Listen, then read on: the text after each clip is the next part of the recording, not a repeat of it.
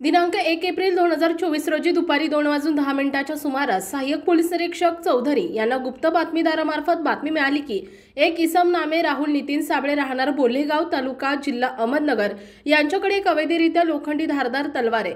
यावरून MIDC police स्टेशनचे पथक तयार करून सदर इसमास आंबेडकर चौक नागापूर येथून ताब्यात घेऊन त्याला त्याचं नाव गाव विचारलं तेव्हा त्यानं त्याचं नाव राहुल नितीन साबळे वय वर्ष 19 राहणार बोल्हेगाव तालुका जिल्हा अहमदनगर असं सांगितलं। त्याची झडती घेतली असता त्याच्याजवळ एक धारदार लोखंडी तलवार मिळून आली। सदर तलवार त्यांच्याकडून जप्त करून सदर इसमाविरुद्ध एमआयडीसी पोलीस स्टेशन गुन्हा रजिस्टर नंबर 324/2024 भारतीय हत्यार कायदा कलम 425 प्रमाणे गुन्हा दाखल करण्यात आलाय।